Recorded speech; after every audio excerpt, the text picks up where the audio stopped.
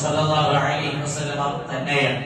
സല്ലല്ലാഹു അലൈഹി വസല്ലം തന്നെയും മഹാന്മാരായ ബദരീങ്ങളെ അഥവാ ബദറിൽ പങ്കെടുത്ത 14 പേരാണ് അന്ന് ഷഹീദായതെങ്കിലും ബാക്കിയുള്ള മുഴുവൻ ആളുകൾക്കും ബദരീങ്ങൾ എന്ന സ്ഥാനം നൽകുകയും അവർ പലപ്പോഴായി ആണ് വഫാത്തായി പോയതെങ്കിലും അവര് പിന്നീട് ജീവിച്ചിരിക്കുന്ന കാലത്തെല്ലാം ആ ബദറിൽ പങ്കെടുത്ത ഏതെങ്കിലുമൊക്കെ സഹാബികൾ എഴുന്നേറ്റ് വരുമ്പോ സയ്യിദുനാ റസൂലുള്ളാഹി സ്വല്ലല്ലാഹു അലൈഹി വസല്ലം എഴുന്നേറ്റ് നിന്ന് ബഹുമാനിക്കുമായിരുന്നു.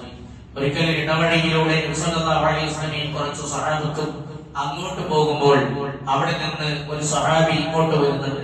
നബി സല്ലല്ലാഹു അലൈഹി വസല്ലം അദ്ദേഹത്തെ കണ്ടപാടെ അവിടെ കാത്തു നിൽക്കുകയാണ്. തന്റെ ശിഷ്യനാണ്, അനുചരനാണ്, സഹാബിയാണ്, ബഹുമാനിക്കേണ്ടതുണ്ടോ എന്ന് നമുക്കറിയാം. പക്ഷേ നബി സല്ലല്ലാഹു അലൈഹി വസല്ലം ഭവ്യതയോടെ അവിടെ നിൽക്കുകയാണ്. ആ സ്വഹാബി അതിലൂടെ വഴി കടന്ന് നബി സല്ലല്ലാഹു അലൈഹി വസല്ലം അരികിലെത്തി സലാം പറഞ്ഞ് തിരിച്ചു പോയപ്പോൾ മാത്രമാണ് നബി സല്ലല്ലാഹു അലൈഹി വസല്ലം ആ വഴിയിലൂടെ നടക്കുന്നത്. കൂടെയുള്ള സ്വഹാബത്ത് ചോദിച്ചു, നബിയെ അങ്ങ് എന്തിനാണ് ഇത്രയേറെ അദ്ദേഹത്തെ ബഹുമാനിച്ചത്? അവിടുന്ന് നബി സല്ലല്ലാഹു അലൈഹി വസല്ലം പറഞ്ഞു, അദ്ദേഹം ബദറിൽ പങ്കെടുത്തയാളാണ്. അപ്പൊ ബദറിൽ പങ്കെടുത്തവർക്ക് നബി സല്ലല്ലാഹു അലൈഹി വസല്ലം തന്നെ മഹത്വം കൊടുത്തിട്ടുണ്ടെങ്കിൽ നമ്മൾ പിന്നെ ആര് വേണ്ടെന്ന് വെച്ചിട്ടും കാര്യമില്ല, അവരെന്നും മഹാന്മാർ തന്നെയാണ്. അതുകൊണ്ട് ആ മഹാന്മാരായ ബദരീങ്ങൾ അത് നമ്മുടെ ജീവിതത്തിലും നമ്മുടെ വഫാത്തിന് ശേഷവും നമുക്ക് ആവശ്യമായ നസ്റും മദദും നദറും നൽകിക്കൊണ്ടിരിക്കുന്നു എന്നത് തന്നെയാണ് നമ്മുടെയൊക്കെ ജീവിതാനുഭവങ്ങൾ.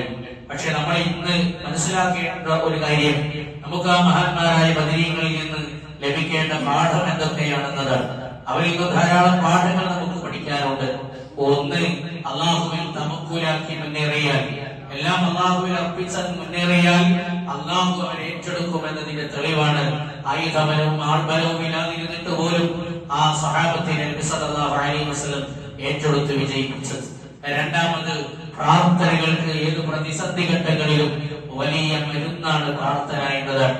ഞാൻ ഇന്നലെ പറഞ്ഞു, ബദറിന്റെ തലേ രാത്രിയിൽ നബി സല്ലല്ലാഹു അലൈഹി വസല്ലം പുലർച്ചെ വരെയും സുജൂദിൽ കിടന്നുകൊണ്ട് യാ ഹയ്യു യാ ഖയ്യൂം എന്ന ദിക്ർ ചൊല്ലിയിട്ട് പൊട്ടി പൊട്ടി കരഞ്ഞ് പ്രാർത്ഥിക്കുകയാണ്.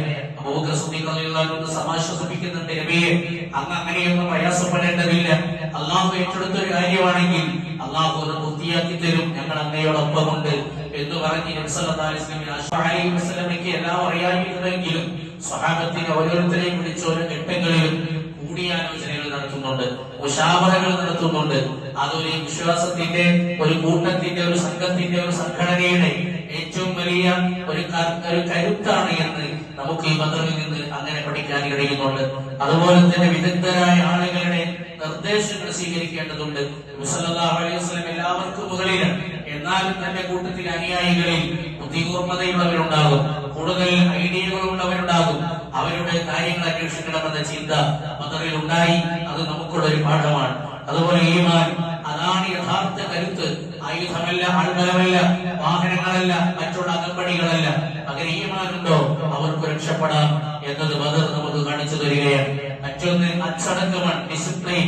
അത് ഏത് സമൂഹത്തിന്റെയും ഒരു വലിയ കൈമുതലാണ്. അച്ചടക്കത്തോടുകൂടി അണിയണിയായി നിന്നുകൊണ്ട് ഒരൊറ്റ സംഘമായി ഒരു നേതൃത്വത്തിന് കീഴിൽ നിലനിന്നാൽ ഒരു ശത്രുവിനും അടിച്ചൊതുക്കാൻ സാധിക്കുകയില്ല എന്ന വലിയൊരു പാഠം ബദർ നമുക്ക് നൽകുകയാണ്.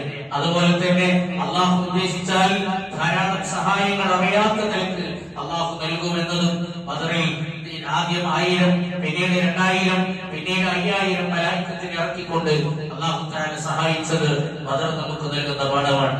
അതുപോലെ തന്നെ ഭൗതികതയോട് കെട്ടിപ്പിണഞ്ഞ് കിടക്കേണ്ടവരല്ല മനുഷ്യർ, പകരം അള്ളാഹുവിനെയും റസൂലിനെയും അങ്ങേയറ്റം സ്നേഹിക്കേണ്ടവരാണ്. ഹൃദയത്തിൽ ആ ഇഷ്ക രൂഢമൂലമായാൽ തീർച്ചയായും ബദറിൽ വിജയിച്ചതുപോലെ നമുക്ക് വിജയിക്കാൻ കഴിയുമെന്ന് ആ പാഠം നമുക്ക് നൽകുന്നുണ്ട്.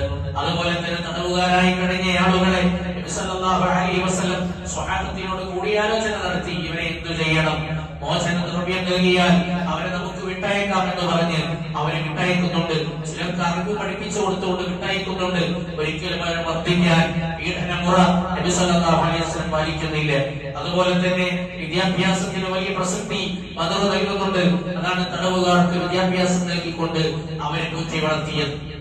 അതുപോലെ തന്നെ ചെറുപ്പക്കാരായ ആളുകളുടെ ആവേശം,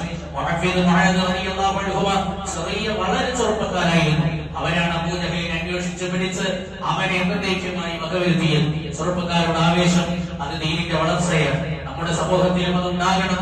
സല്ലല്ലാഹു അലൈഹി വസല്ലം പഠിപ്പിച്ചു, ശാബ്ബുൻ നശഅ ഫീ ഇബാദത്തില്ലാഹി അസ്സ വജൽ. അർശിന്റെ തണൽ ലഭിക്കുന്ന 7 വിഭാഗങ്ങളിൽ അല്ലാഹുവിന്റെ ദീനിലായി ജീവിക്കുന്ന യുവാക്കളാണ്. അല്ലാഹു നമുക്ക് തൗഫീഖ് നൽകുമാറാവട്ടെ. ആമീൻ. മറ്റൊരു പാഠം, അഹങ്കാരത്തിനൊട്ടും അല്ലാഹുവിന്റെ മുമ്പിൽ പ്രസക്തിയില്ല എന്നതാണ്. അബൂജഹലും കൂട്ടാളികളും അഹങ്കാരത്തോടുകൂടെയാണ് ബദറിലേക്ക് വന്നത്. പക്ഷേ അതെല്ലാം മഞ്ഞ പോലെ ഒരുങ്ങി എന്നേക്കുമായി നിഷ്പ്രഭമായി പോകുന്നതാണ് നമ്മൾ കണ്ടത്. മറ്റൊരു പാഠം ഐക്യമാണ്. ഐക്യത്തോടുകൂടി ഒത്തൊരുമയോടുകൂടി ആര് നിലനിൽക്കുന്നുവോ അവർക്കാണ് വിജയമുള്ളത്. അതേസമയത്ത് ശത്രുപക്ഷം അവിടെ ഛിന്നഭിന്നമായി പോയിരുന്നു. അതുകൊണ്ട് അവർ നമ്മെ പരാജയപ്പെട്ടു പോവുകയായി. അതുപോലെ സത്യവും അസത്യവും തമ്മിൽ ഏറ്റുമുട്ടിയാൽ അസത്യത്തിന് ഒരിക്കലും അവിടെ വിലയുണ്ടാവുകയില്ല. സത്യത്തെ പോലെ പരീക്ഷണങ്ങളെമ്പാടും മനുഷ്യന്റെ ജീവിതത്തിലേക്ക് കടന്നു വരാം. പക്ഷെ അവിടെയെല്ലാം ക്ഷമയോടെ കൈകാര്യം ചെയ്യാൻ ബദർ നമുക്ക് പാഠം നൽകുന്നുണ്ട്. അതുപോലെ പരസ്പരം സഹകരിച്ച് ആത്മവീര്യം പകർന്ന് അങ്ങനെ മനുഷ്യരായി മനുഷ്യരുമായി കൂട്ടുചേർന്ന് സഹവർത്തിത്വത്തോടെ സൗഹാർദ്ദത്തോടെ ജീവിച്ചാൽ, മറ്റുള്ളവർക്ക് വേണ്ടി ജീവിച്ചാൽ തീർച്ചയായും അവനവന്റെ കാര്യം അല്ലാഹു ഏറ്റെടുക്കുകയും അങ്ങനെ വിജയം സുനിശ്ചിതമാവുകയും ചെയ്യുമെന്ന് തുടങ്ങുന്ന ധാരാളം പാഠങ്ങൾ. ഇതാണ് ഓരോ വർഷവും ബദർ അനുസ്മരിക്കുമ്പോൾ, ആണ്ടുനേർച്ച നടത്തുമ്പോൾ നമ്മളിൽ ഉണ്ടായിരിക്കേണ്ട വികാരം. ആ നിലയ്ക്ക് നമ്മൾ അവരെ ഉൾക്കൊള്ളുമ്പോൾ തീർച്ചയായും നമുക്ക് വിജയമുണ്ടാകും. അല്ലാഹു മഹാന്മാരായ ബദരീങ്ങളുടെ ബർക്കത്ത് കൊണ്ട് നമ്മുടെ ഇഹപര വിഷയങ്ങളിൽ വലിയ വിജയം നൽകി അനുഗ്രഹിക്കുമാറാവട്ടെ. ആമീൻ എന്ന് ദുആ ചെയ്തുകൊണ്ട്